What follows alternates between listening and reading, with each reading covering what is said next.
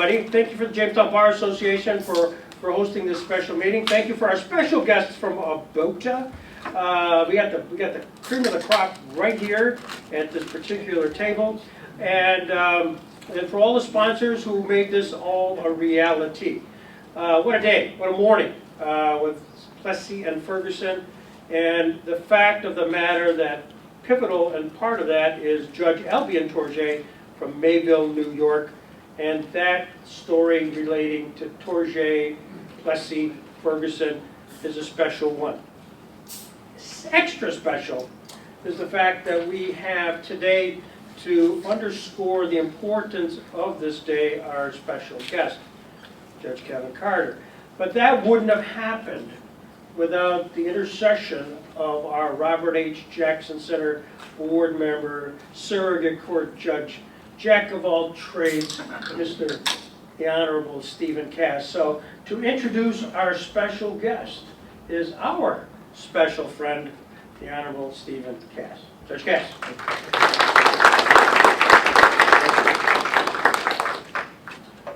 So, first of all, I'd like to thank you all for coming, and Greg, I don't know how you do it. Putting something together like today, tying it into Mayville, Tourget, Buffalo Bills, everything. I didn't do the bill, that was Keith, good job. But I have to tell you, it's a great honor to be here together with you attorneys. We have a proud profession, and I'm proud to be an attorney and a judge, and thankful that you're all here. It's a great honor to introduce Judge Carter, and in the future I'll be able to say he needs no introduction. But today I'd like to spend a little bit more time kind of going through some of his accolades, because he's really quite a guy. So he graduated from Canisius College, where he still serves as an adjunct professor there. He went on to the State University of New York, Buffalo Law School. Once he got out of that, he went into the practice of family and domestic relations law. 1998, he receives the Honorable Michael Dillon Law Guardian of the Year Award. Wow, right? Judge Hanlon, wow. Which means he loves kids, concerned about the community. Then in 2002, he's elected to the Erie County Family Court. Re-elected in 2012, and this year he's cross-endorsed. Wow. Out of Erie County to be cross-endorsed as the family court judge. In 2008, Judge Carter was designated as the acting Supreme Court Justice. 2012, Judge Carter received the Minority Bar Association of Western New York Trailblazers in recognition for courage, initiative, innovation, risk-taking, and leadership.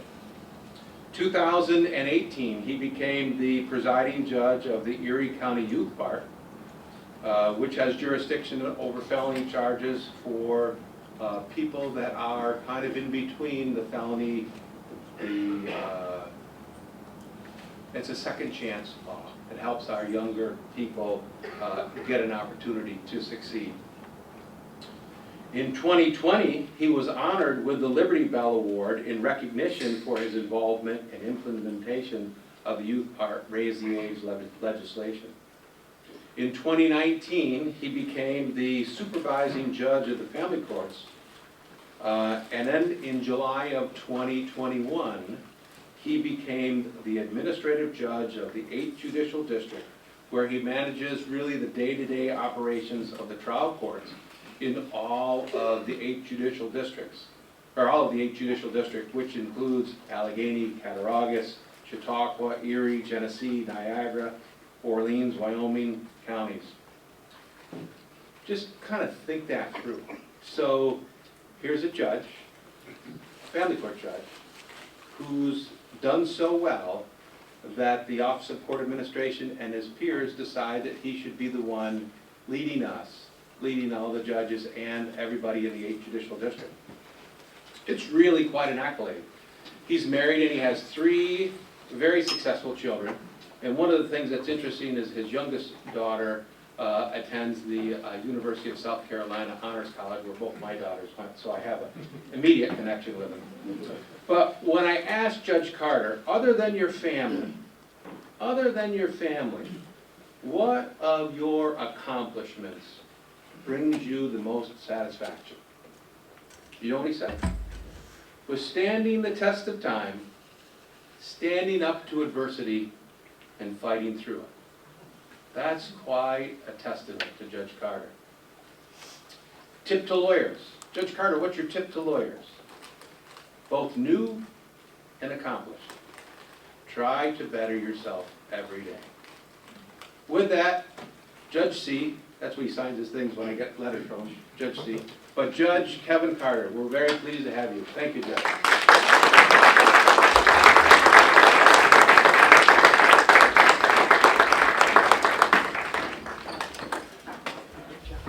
Good afternoon. It's good to see you all. And, you know, to be in person is a wonderful thing. I know we've gone through several years of not being able to get together like this, and it was starting to drive everybody crazy, I'll be quite honest with you. And I really understand it. I mean, I have a real firm understanding about driving people crazy, because I do it all the time. You know, I really appreciate the invitation to come here to join you today. I know Mr. Peterson and Judge Cass, they were super with me when they reached out and spoke with me about it. And, you know, and I want to say thank you to Judge Cass for that special introduction. It's very kind of you. When I spoke to Judge Cass and Mr. Peterson about joining you this afternoon, you know, after they talked to me about the Plessy-Ferguson presentation, and then after we talked and chatted about the Lemmon slave exhibit, you know, I asked myself, and even to Judge Cass, I said, well, what more could I say? Like, what could I bring? What could I add that would be of substance and would be sufficient?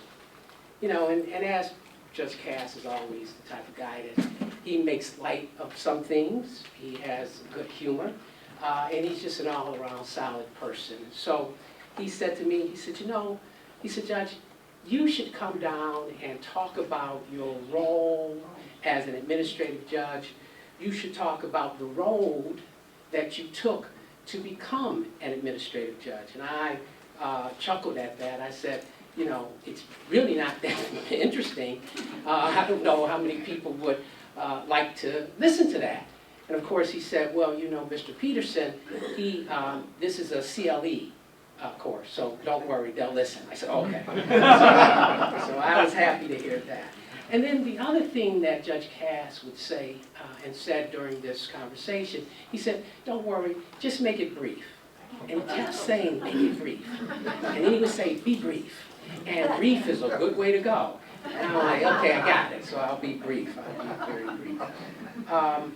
Now, you know, one of the things I wanted to point out before I even talk about myself, which quite frankly I don't enjoy doing, but I did come down and I listened from start to finish to the Plessy-Ferguson presentation, and I am in awe. It was incredible. I learned some things I had not known, and of course, how could I? It was very personal, and it was just awesome from my standpoint. I hope you all were able to listen to that. It has a lot of substance, and it was just truly awesome. And I think you'll say the same about the Lemmon slave exhibit, as well as the film that we're going to show you in a moment. The point of the Lemmon slave exhibit is to really show that New York State historically was ahead of the curve when it came to the ideology about the ills of slavery. Okay? The Historical Society of the New York Courts was founded in 2002 by then Chief Judge Judith Kaye, Chief Judge of the Court of Appeals. The mission of the Historical Society is to preserve, protect, and promote the legal history of New York, including the heritage of the courts and the development of the rule of law. Now, the Lemmon slave case is a clear example of that. Okay? We learned earlier about Plessy. which has a lot to do with Louisiana, and now you'll hear a little bit about the Lemmon slave case, which has everything to do with New York State and the concept of handling slavery. In 1817, New York State passed its first law stating that all enslaved people in New York State were freed as of July 4, 1827.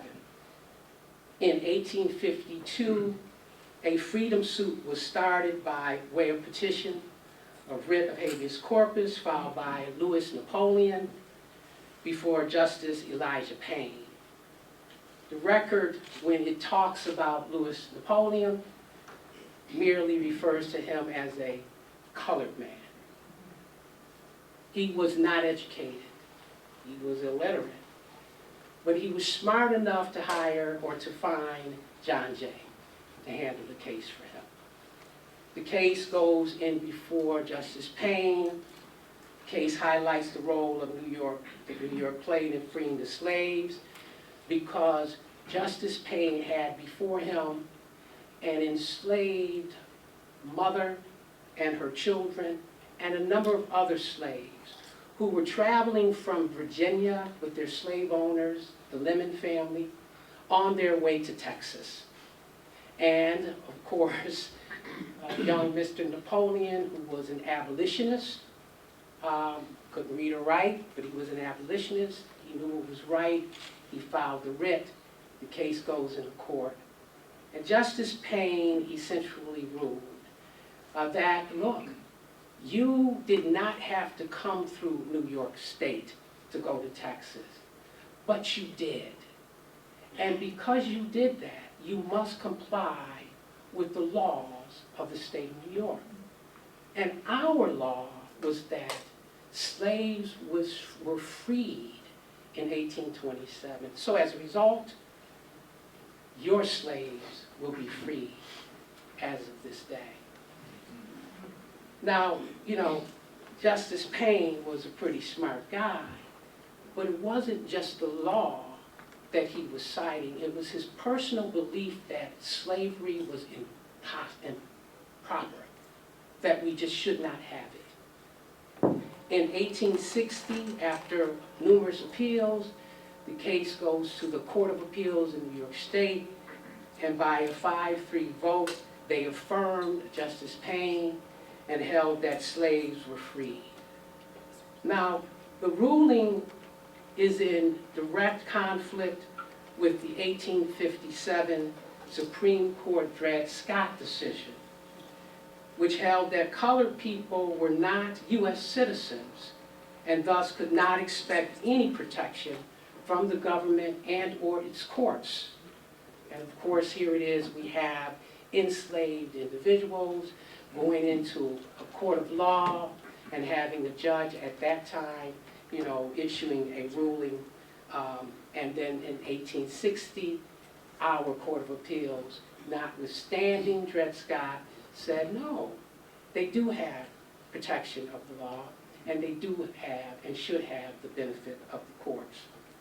The Lemmon family subsequently tried to file an appeal with the United States Supreme Court.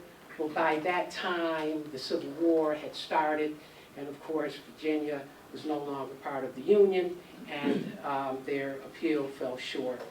The irony of this case, which is a small irony, but it is an irony in my mind, is that these children who were freed in New York on their way to Texas, had they gone to Texas, these children, to this day, as you sit and a few of us stand, Texas view children as a possessory interest. So even in 2022, they're not looking at them the way that I look at children, as human beings and not property. So while New York was ahead of the curve as it relates to slavery from an ideological perspective, it unfortunately had a rich history of discrimination, denial of human rights, denial of civil rights, constant rejection, and even segregation that in large part was the result of decisions like Plessy versus Ferguson, as well as an unwavering hatred of colored people. And of course, earlier today, we talked about and listened to the talk about Plessy v. Ferguson. You all know that decision was decided May 18, 1896, and it essentially held that racial segregation laws did not violate the United States Constitution so long as the facilities for each race were equal in quality. And this is 1896, and so I don't need to tell you that that was utterly impossible. Utterly impossible. As it is, as we currently sit and stand today in 2022. And of course, that's a conversation for another day. It would take a whole series of lunch hours to talk about the economy and the impact that it has on race relations. And so, of course, we have witnessed positive change through the years. You know, the history is what it is. But we had freedom fighters of all shapes, sizes, and colors, without which we would never have change.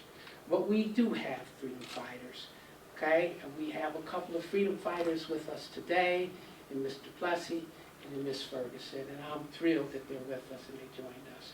And they gave an awesome presentation, and I'll keep saying it because I believe it to be true. So we've seen this change, we've witnessed it through the years. Not only through individual freedom fighters, but through movements. Movements such as the suffrage movement, which we don't talk about a lot, but we should, okay? Movements like the civil rights movement that produced Brown versus Topeka Board of Education in May 17, 1954. And you all know that Brown versus Board of Education, it's said that it's holding that the separate but equal doctrine was unconstitutional, essentially overturned Plessy versus Ferguson. I'm a judge, I'm a lawyer, I get to disagree. I get to disagree with that. I think it did in part, but I don't think it overturned it. If you read the decision, it says separate but equal doctrine is unconstitutional for American educational facilities and public schools. That's a limited ruling. Okay? I issue rulings all the time. That is a limited one. Okay? It was a quasi-overturning of Plessy by referring to the unconstitutionality of separate but equal doctrine in terms of educational facilities. Nevertheless, the decision did lead to more integration in other areas. It certainly was the beginning of true desegregation. We haven't really gotten there yet, which is another subject for conversation on another lunch day, and I would love to come down and have that conversation as well. But we're on the right road. It led to subsequent decisions by the Supreme Court. In fact, you all know that there's not one Brown versus Board of Education case. There's multiple Brown versus Board of Education cases, which, by the way, just goes to my point, right? That it isn't a thorough 100% overturning of the Plessy decision. And it led to far more civil rights legislation, which ultimately is the groundwork. It is that hammer that opens the door so that we all can dine together and drink together and talk together and have fun together. It's an awesome thing, the civil rights legislation. Now, you know, all of this history had a direct impact on me. There's no question about it. It's had a direct impact on me and other people of color, the impact of which is felt to this very day. 2022, we're still talking about it. Why is that? 2022. okay? It's a direct impact on us all, but certainly on me as a man of color, all right? And this is an example of it.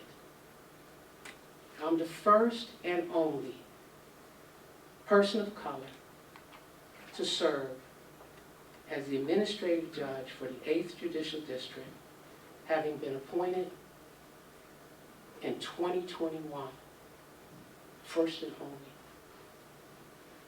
History of the state of New York, the first and only. But for the 1817 law that freed enslaved human beings, but for Brown versus Board of Education, but for the civil rights movement, would not be the case.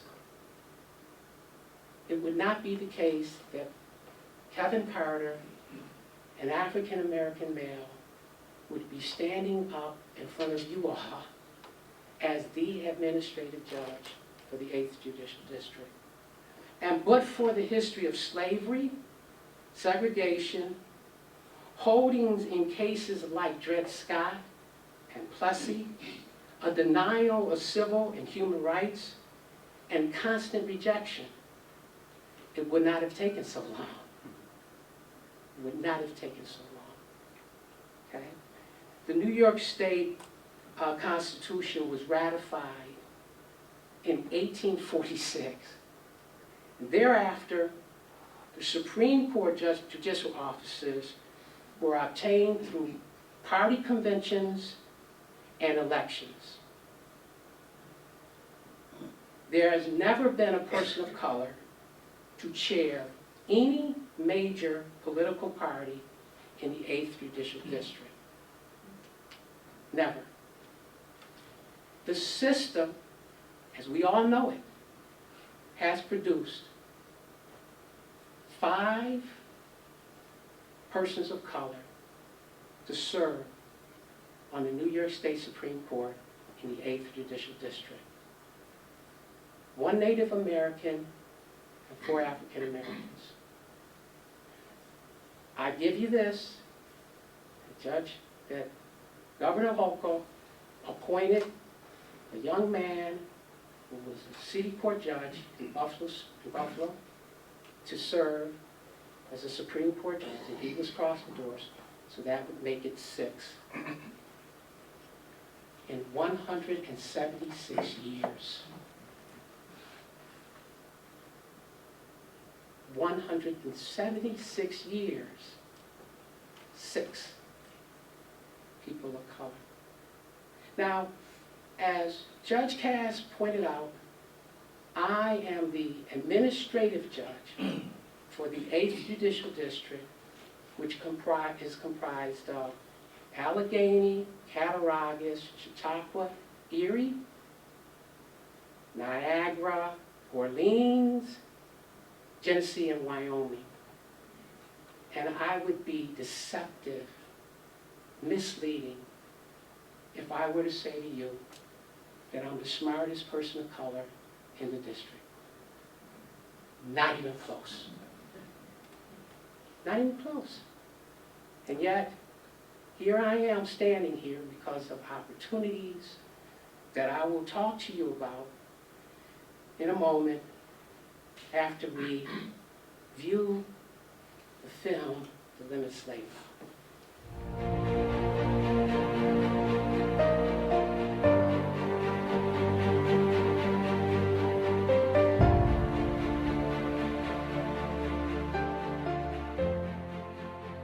Hello, and welcome to this video presentation from the Historical Society of the New York Courts.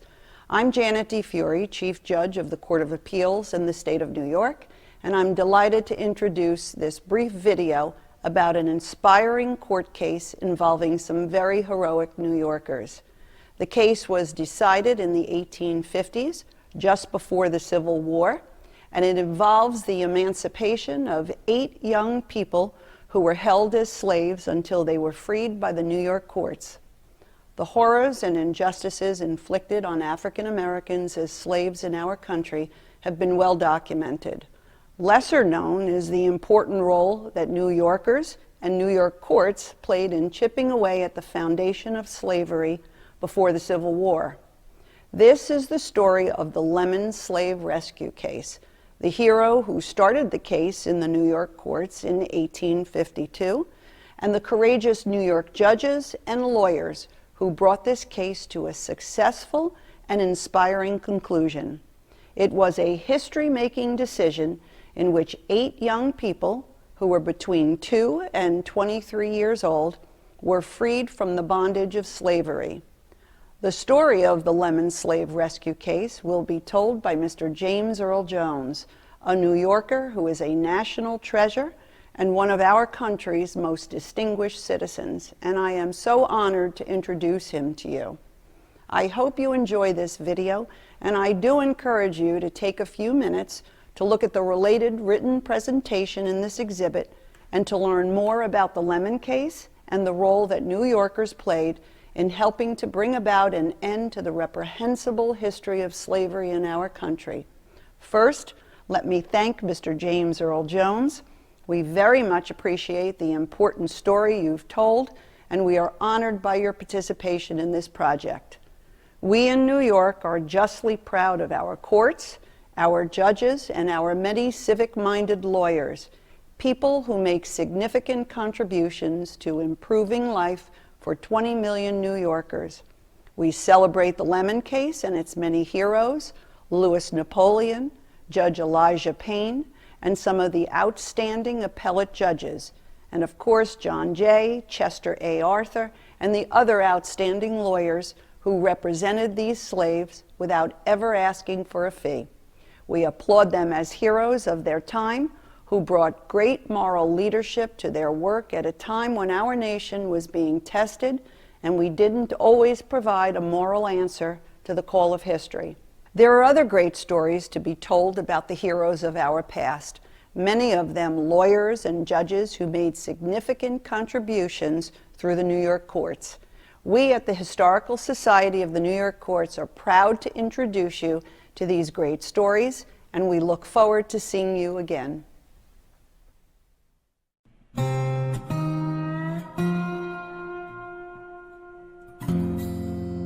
By the 1850s, a decade before the Civil War, slavery caused harsh disagreements among the northern and the southern states, and even within families. In New York, where slavery had been outlawed since July 4, 1827, and where many New Yorkers were active abolitionists, there were also divided loyalties on the slavery question as the banking and shipping industries maintained strong commercial ties to the cotton and sugar trading interests that originated in the South and in the Caribbean. The Lemmon case presented a direct conflict between slaveholders and New York abolitionists. In 1852, Juliet and Jonathan Lemmon, residents of the slave state of Virginia, decided to move to Texas, another slave state. For the first leg of their journey, the Lemmons traveled on a ship named the City of Richmond from Norfolk, Virginia to New York City, where they disembarked and waited in a hotel for another ship to take them to Texas. In addition to all their worldly possessions and their 7 children, the Lemmons brought with them 8 slaves.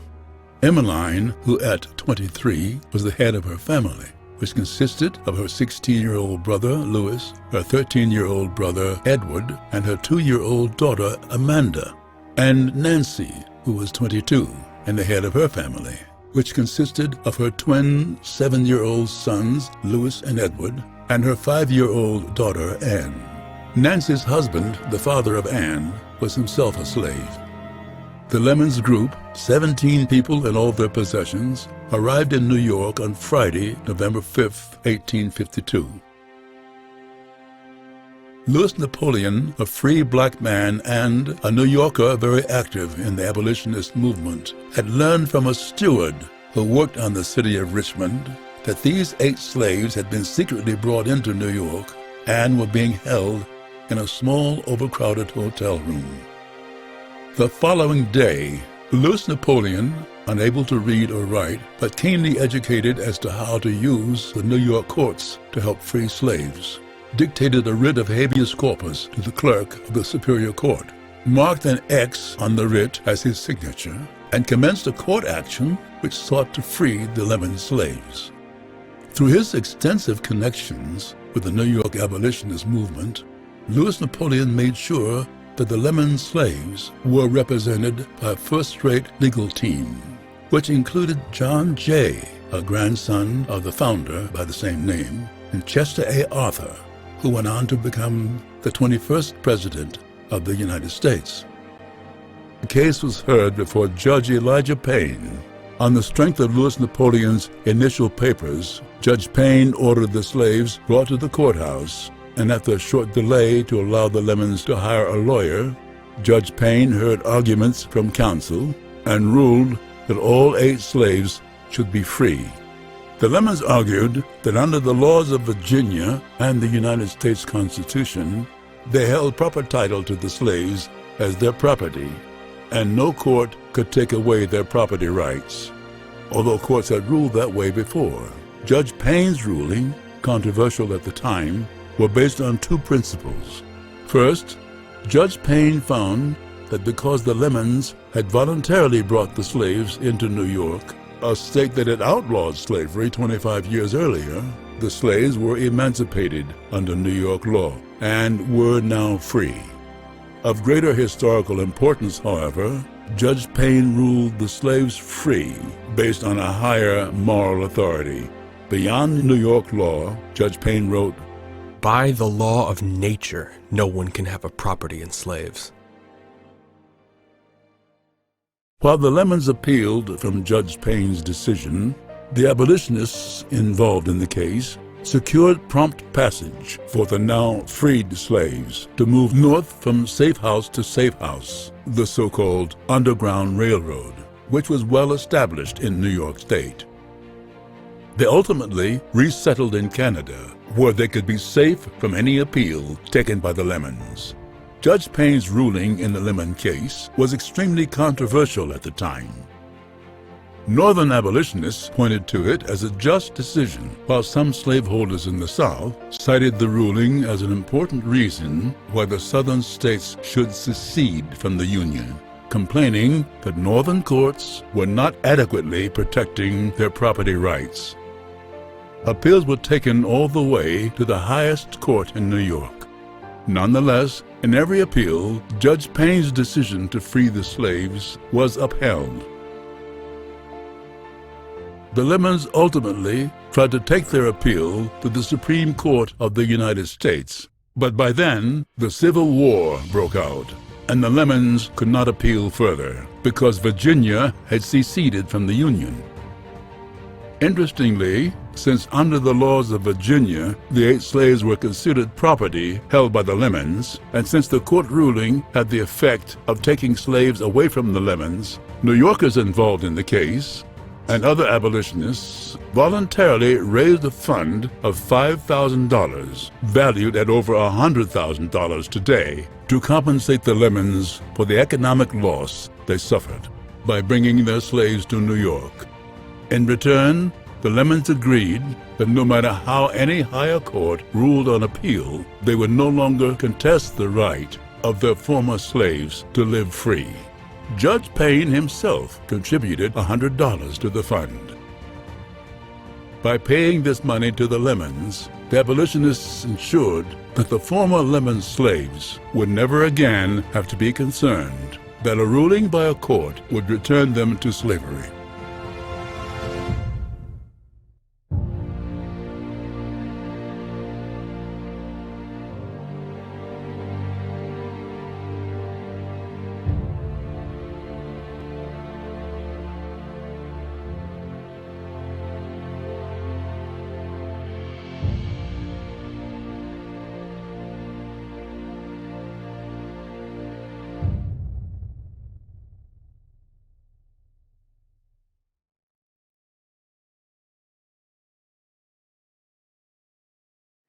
Maybe not quite as compelling as the presentation for Plessy Ferguson, but you know, it certainly is historical in nature, and I got so much from it, from reading the exhibit and those kinds of things. And I hope that you could have some time to really read it as you enter into this Jackson Center, which, by the way, this is my first time being here with my law clerk, Brandon Portis, and we just marveled at how beautiful the place is. We couldn't go upstairs, although we were really kind of like compelled to sneak up there. But I was like, well, you know, I don't have Louis Napoleon to file a petition on my behalf, so I do that. I don't think it'd be a problem. It wouldn't be a problem. No, but it's absolutely beautiful. And the hospitality is just so warm. And, you know, you all in the south of western New York have the reputation for being very kind, and you've outdone yourself, I can tell you that now. And I can also say that this is not the last time that I'll be coming down here. You'll see more of me. And the other thing I wanted to let you know is that as the administrative judge, my phone is open and my doors are open, and if you have any issues, you're more than welcome to let me know about it. I'll be as responsive to you as I am to Judge Cass. You know, the question now is, you know, well, what do you do as an administrative judge? You know, what are your responsibilities? And, you know, I wanted to kind of point out to you that we didn't always have an, you know, Office of Court Administration. We were basically run independent of all of that. And, you know, years ago, long before, you know, me, but years ago, you know, the chief judge started thinking about having a system that would be, you know, more inclusive, to have a system that would be more reflective of the people that it served. And to get that done, they created the Office of Court Administration that would impact hiring, that would impact policy and budget and those kinds of things. And then the chief judge appointed a chief administrator. You know, we had here in the film, now resigned Chief Judge Janet DeFiore. And Janet DeFiore hired Judge Lawrence Marks, to be the chief administrator of the state of New York. And so if you can picture that, you have the chief judge of the Court of Appeals that appoints the chief administrator, in this case Judge Marks. Judge Marks then appoints what is called deputy chief administrative judges for districts, okay? And for our district, the deputy chief administrative judge is Justice Norman St. George. And so under the deputy chief administrative judges, you have the administrative judges for particular districts. I think you have 14 districts. And we're District 8. And so at the time that I interviewed for the position, it was Chief Judge Marks and then Deputy Chief Administrative Judge Vito Caruso. They interviewed me of a number of candidates, and they chose me to serve as the administrative judge in July of 2021. It would have been July 8 to be exact. I'm not super with dates, but then after listening to Ms. Ferguson and Mr. Plessy, I said, I better get really good with my dates. So, July 8. And so we've been serving as the, you know, in that capacity since that time, and it's a learning process. And, you know, and when you say, you know, well, what does the administrative judge do? You know, I'm learning as I go. You know, but the beauty of it for me is I had an incredible predecessor in Paula Fiorlito, Justice Fiorlito. And, you know, and she was super duper, and I'll tell you a little bit about her in a moment, okay? But essentially, my responsibility is to manage the day-to-day operations of the courts within the 8th District. And that would be from the town and village, although, something I learned as an administrative judge, the town and village judges, those courts, aren't really a part of OCA. They're not really a part of the unified court system as we know it, but they need us.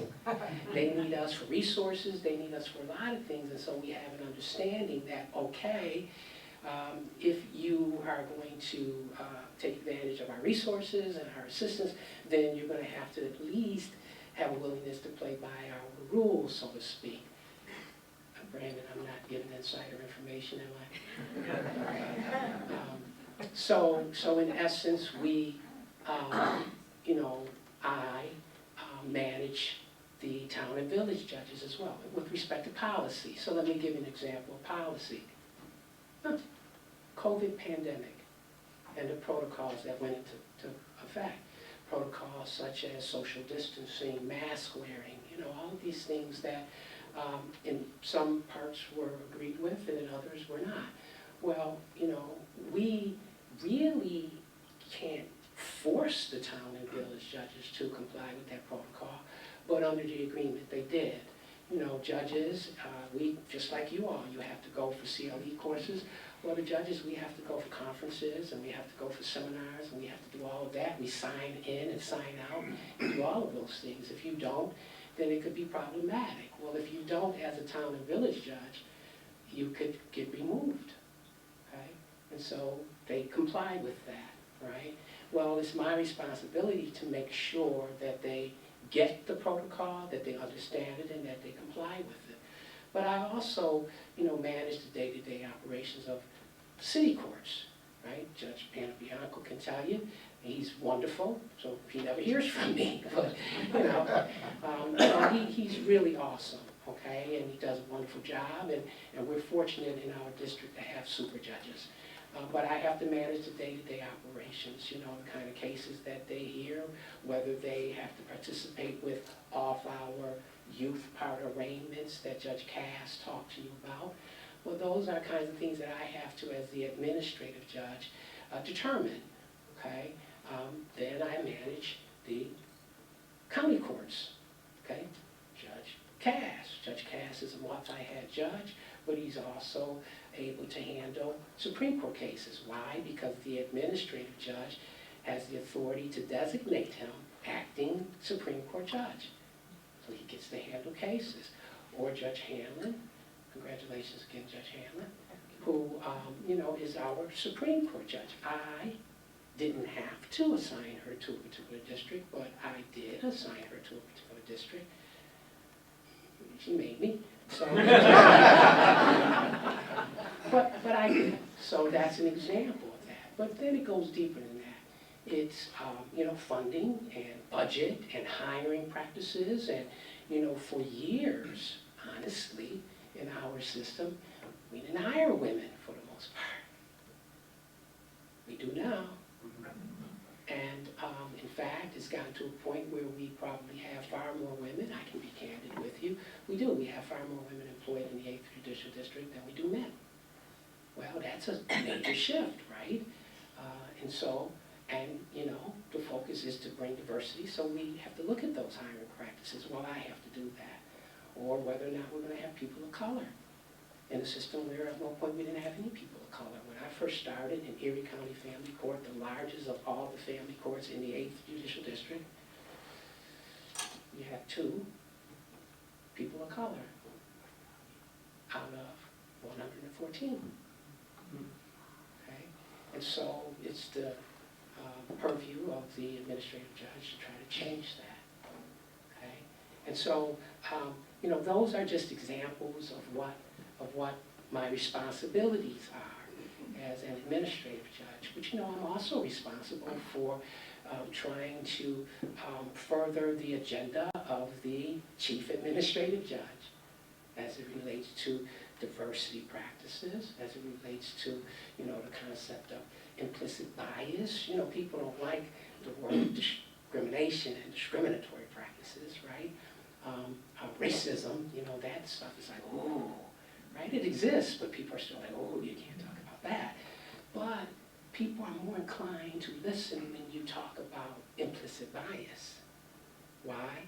Because everybody can look in the mirror and say, oh, as you explain that, yeah, I have implicit biases. right? Like, here's an implicit bias, right? Some women think that guys with blonde hair are the most beautiful men in the world. Then okay, that's an implicit bias. It's not a bad one, it's just your choice. Some people, I remember vividly, did not come to work when the prince and princess, I think it was, in England, got married. They didn't come to work the next day. They were caught up in the marriage. They thought so highly of these folks. Never met them, don't know anything about them, but they had already a bias that these people were great. Okay, so that's a positive implicit bias, but then there are also implicit biases, as you all know, that are negative, right? And so I can leave you to your own imagination there, right? But so it's my obligation and responsibility to try to change that culture.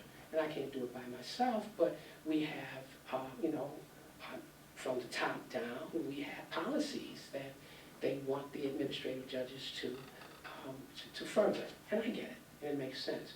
And we've created things like, justice initiatives, which you probably have all heard of at some point or another within our court system, so that we can assure that these policies of inclusion and diversity and that we can reach our goal, right? We have a policy of, there can be no bullying in the courts. None, zero. If you do, you get fired for that, okay? That's a policy we have, and it's my responsibility to make sure that people understand that. You can't impose your will on employees who don't have your title, where you're having personal relationships and things of that nature. So that, I hope, kind of gives you a firm idea of what I do as an administrative judge. And I suspect at some point, if you wanted to ask me a question or two, I wouldn't mind that. I would take a question. So the next part of what Judge Cass wanted me to chat about within the context of Plessy versus Ferguson and the Lemmon slave case and Brown versus Board and the civil rights movement is how I, being the only person of color to ever serve as the administrative judge, would get to this point. How did that happen? I said, sure, I can do that. I'll give you the Cliff Note version of it, and because after listening to the Plessy Ferguson, I realized it is not even close to being Homer Plessy. Let me just tell you that, okay? Not even close. Or Louis Napoleon, okay? But the point is this: that I was a product of the busing, the desegregation, and the busing of children from one neighborhood to another. Like I was, in the beginning, even though you probably all think that you can't be, you're too young for that, but I was, okay? And why? Because, as was talked about in the presentation, the Brown versus Board case was decided in '54. But do you know how long it takes to implement stuff? And especially national, like on a nationwide basis. So it took 15, 20 years to really get this stuff going. And people don't realize that. And so here I am, a part of this. I share this with my law clerk from time to time, okay? And I would get bused from my neighborhood to West Turtle Middle School, which was in the white neighborhood. They never bust white students into the black neighborhood, ever. It was always the, as they called it, colored kids going to the white neighborhoods. Now, look, I went through that. I went through my bus being bricked as we would be coming into the neighborhood and leaving out of the neighborhood. There were times when my bus that was being bricked would pull over in front of the police station, and the kids, we would all have to crawl under the seats. I dealt with that. I dealt with the whole concept of walking into a classroom where you were treated differently because of the color of your skin. I never walked in a classroom and started out with an A and had to work my way down. I always walked in a classroom and started off with an F and had to work my way up. It wasn't just me, it was my friends who would have to get up extra early to get on the bus, to be bused to the white neighborhood, who would get on the bus and have to get through traffic and the rocks and the stones to get back to our neighborhood. By the time our Caucasian students, they had already been home, they've eaten dinner, they were out playing. We were on the bus, trying to get home. Okay, so I lived through that. And believe it or not, I never watched Perry Mason or any of those stories. But that experience made me want to become, of all things, a lawyer. And I never even met a lawyer until I was grown. Okay? So I go to East High School, which is now in a black community, and we don't have black teachers. We didn't have black teachers. We didn't have people who looked like me teaching us. When you look out there right now at the poster on Judge Jackson, just look at that. It says, he was no different than you. He was just like you. And then it lists the educational process, and it lists the teachers, and all of these wonderful things. And I'm standing there saying, it wasn't just like me, I didn't have that. Okay? We had Caucasian teachers coming bust in to our schools to teach us. That's what we had. And my guidance counselor made it very clear to me when he asked me, you know, well, what are you going to do? What do you want to do? I said, I want to go to law school. He said, no, you can't go to law school. You can't be a lawyer. You should go to art school, because that's what you're good at. And I did. I went to art school. I went to art school in Pittsburgh for 2 years. I incurred debt, and I also realized that the concept of starving artists was true. It was true. I looked in the mirror, I was 98 pounds, I decided, no, this is not what you want. You got no friends, you're losing weight, and you're learning how to paint. So it's not what you want. I was never going to make any money at art, painting, and doing those kinds of things because it wasn't what I wanted. It wasn't what my heart desired. So I came back to Buffalo. And my goal was to go to school for academics and to become a lawyer and to never, ever, ever allow anyone to say to me, you can't do something. You can't do something. So I did that. Took developmental courses.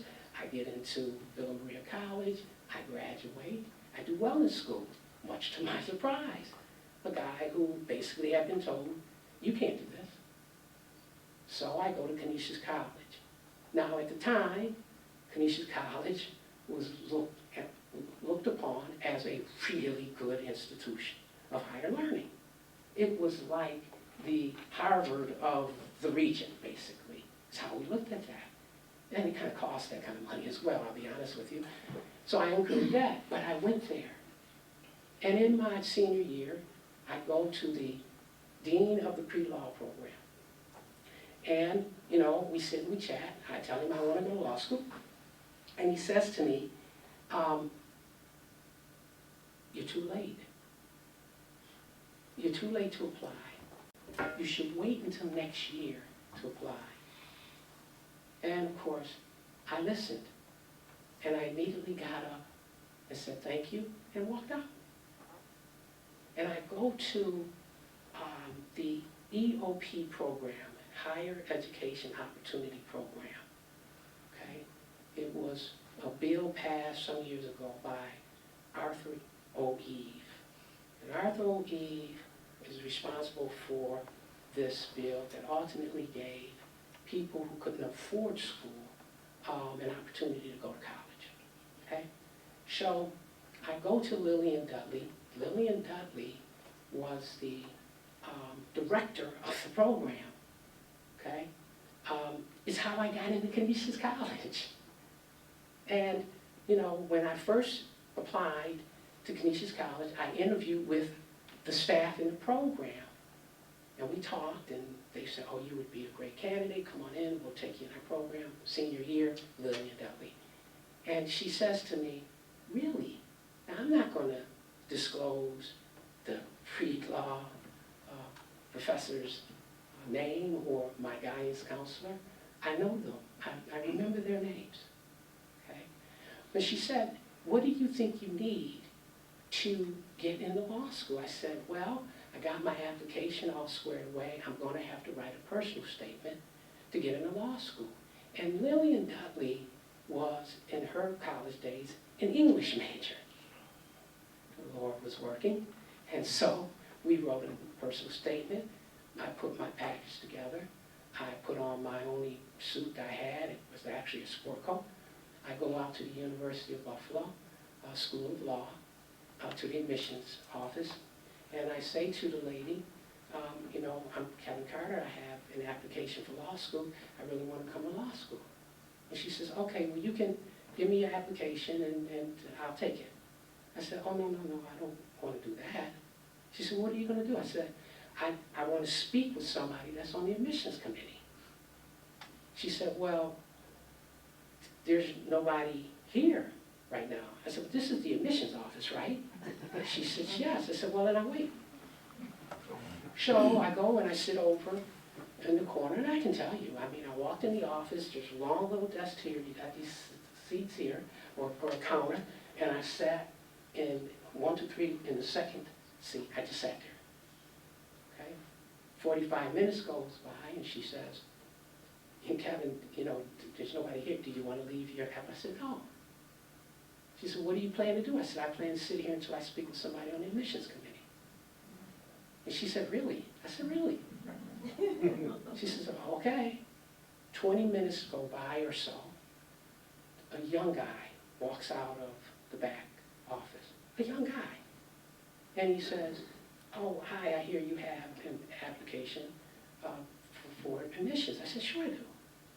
He says, well, do you want to leave it with me? I said, no. He said, what are you going to do? I said, well, I'm going to leave it with somebody who serves on the admissions committee.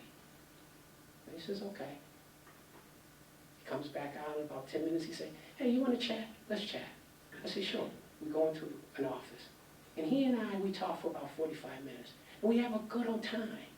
Okay? And I realized that through our conversation that he is a student in law school. His name is Eduardo. Okay?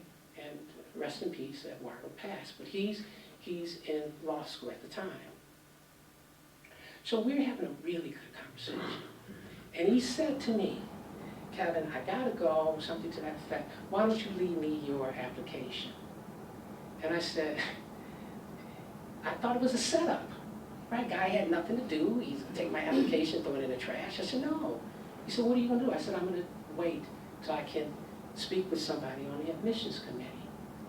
And he said, I am on the admissions committee. I said, no, you're a student. He said, that's true.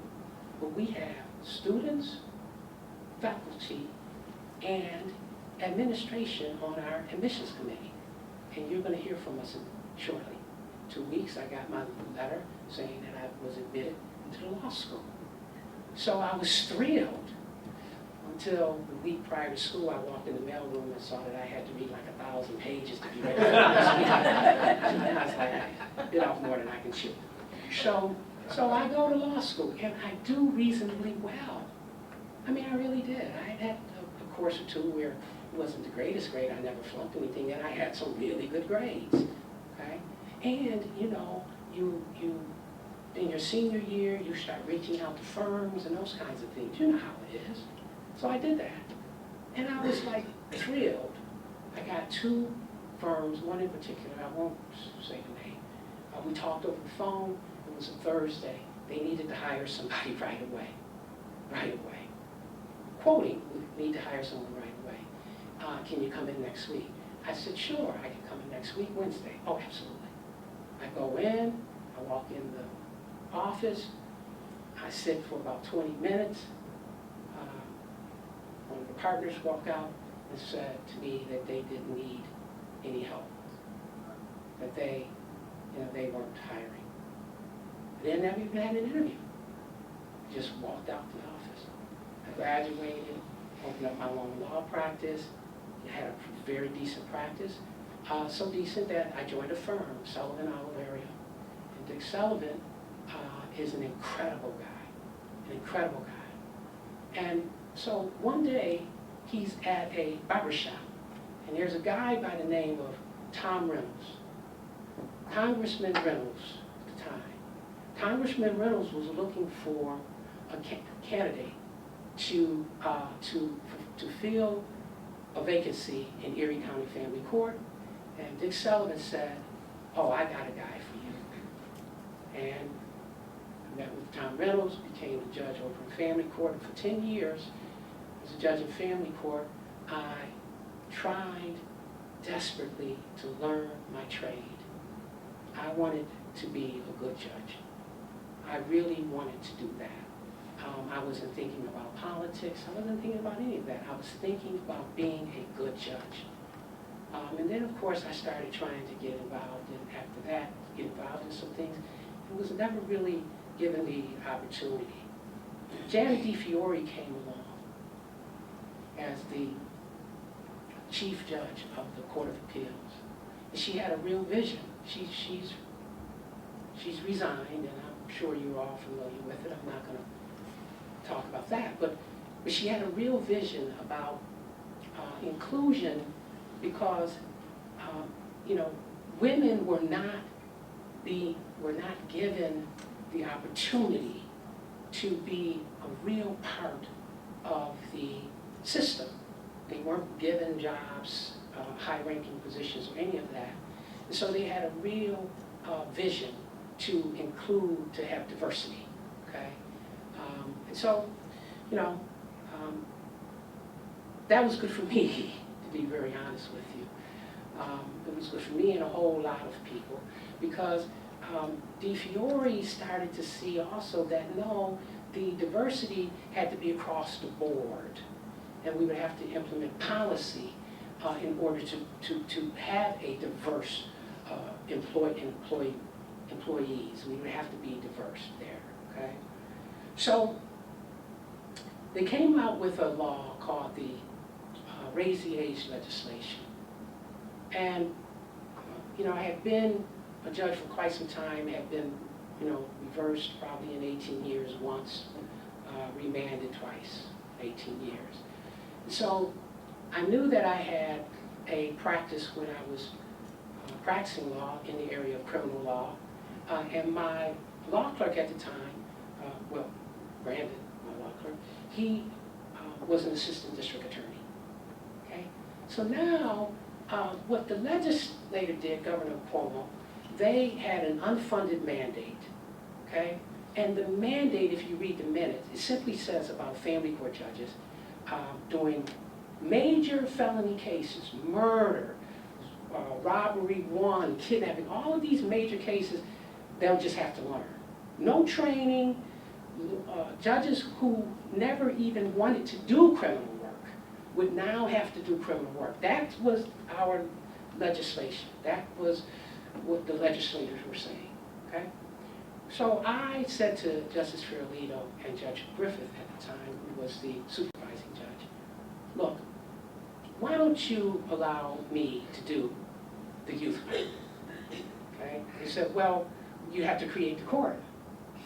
I said, oh, okay. Do you really want to do that? I said, sure. There's no problem.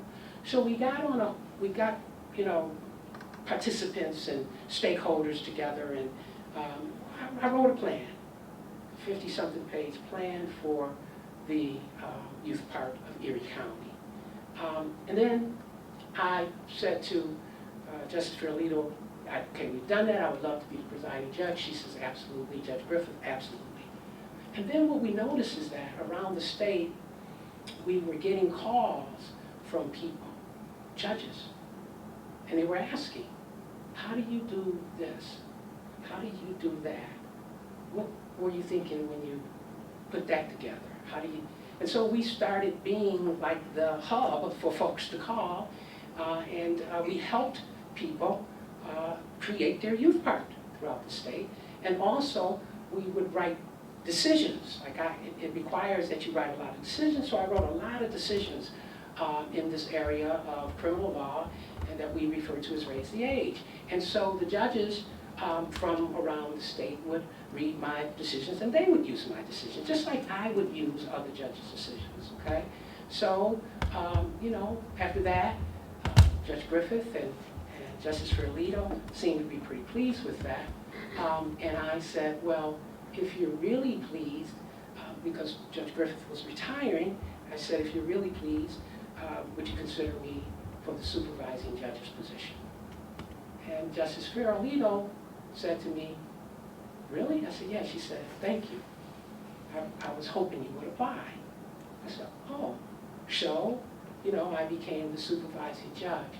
And as fate would have it, the pandemic hit. The pandemic hit, and we have COVID. And now all of a sudden, while we're downsizing, Justice Ferlito brings me in to really work with her side by side in addressing COVID and managing the courts. And I began to meet people, like, for example, Vito Caruso, who at the time was the Deputy Chief Administrative Judge. So I met him. And then I met Judge Marks, the Chief Administrator, in my capacity as a supervising judge. And so, you know, time went on, and I worked with Justice Ferlito.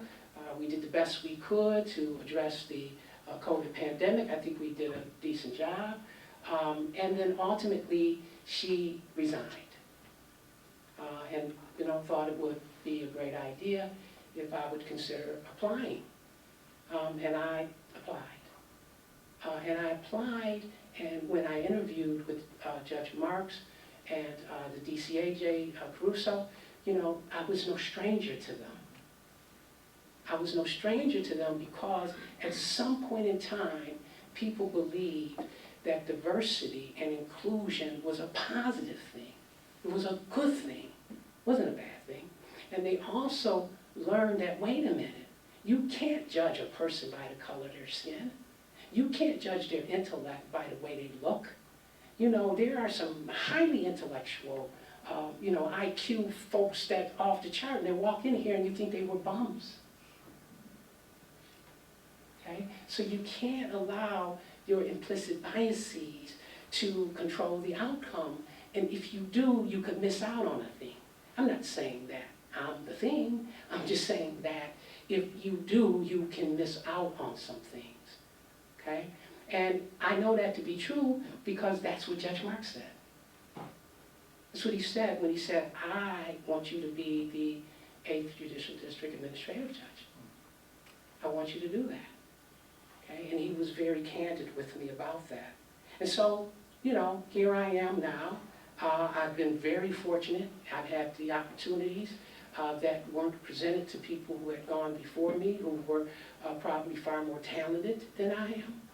But I'm here. That's what Drake says. How many of you have ever heard of Drake? Dude, don't be afraid to raise your hand. Drake is an African American who happens to be a musician. And in one of his songs, he says, I started at the bottom, but I'm here right now. And it's true. And so, you know, I have so many people to thank for that. And certainly I want to thank all of you for listening to me. You didn't have to, but you did. You stuck with me through it. I really appreciate it. And I hope, Judge Cash, you're not offended by the fact that I wasn't quite as brief as you told me I should be. But I do really, truly appreciate the opportunity to come down and share with you.